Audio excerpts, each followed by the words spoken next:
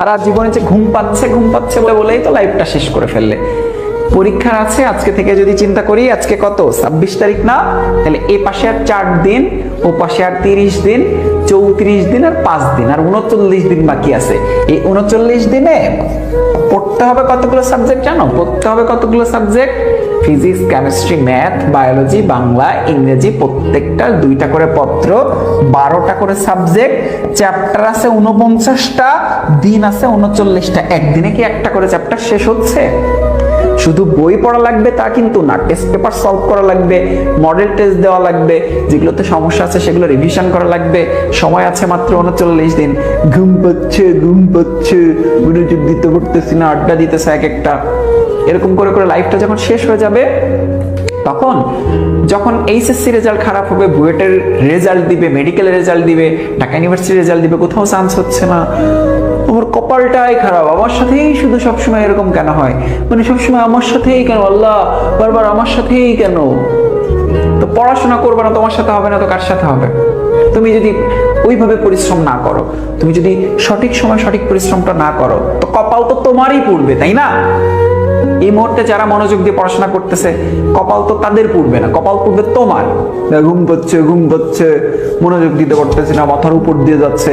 এই টপিক যদি মাথার উপর দিয়ে যায়, তাহলে 9-এ না, ক্লাস 1-এ ভর্তি হওয়া লাগবে তোমাদের সবার। ক্লাস 1, একদম সত্যি কথা। এইসব টপিক যদি মাথার উপর দিয়ে যায়, তাহলে বেসিকে কত ঘাটতি আছে সেটা মানে বুঝে নাও।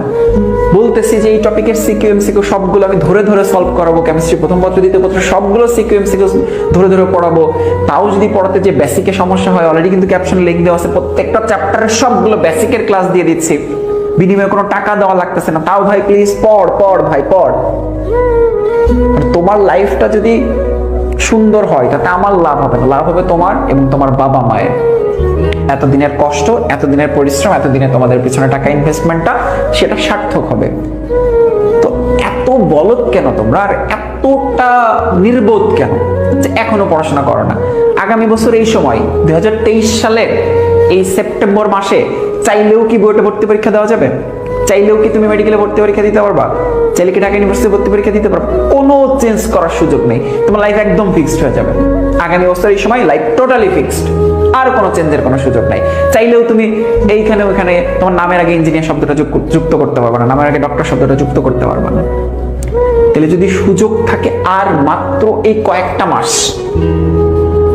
তাহলে কেন এখন আমি পরিশ্রম করতেছি না? খুব কঠিন হবে কিন্তু 39 দিন 49টা চ্যাপ্টার, 12টা সাবজেক্ট রিভিশন দেওয়া অনেক কঠিন। অথচ আমরা এত ডেডিকেটেডলি ক্লাসগুলো নিচ্ছি, সেই ক্লাসগুলোতে তোমরা অংশগ্রহণ করো না। সফলতা তোমাদের জন্য না, সবাই তোমাদের জন্য এত এত দোয়া করতেছে, তুমি পরিশ্রম না করলে সে দোয়া কবুল হয়ে তুমি একদম ডিএমসিতে ফার্স্ট হয়ে যাবা, এত সহজ না। লাইফ আসলে এত